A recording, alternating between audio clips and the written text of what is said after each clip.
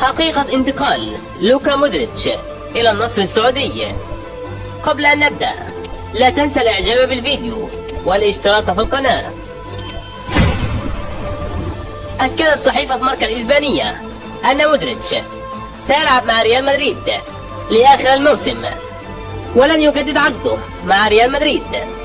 وأكدت الصحيفة أن مودريتش سينتقل مجانا إلى النصر السعودي في الصيف المقبل براتب 20 مليون يورو سنويا لمدة موسمين.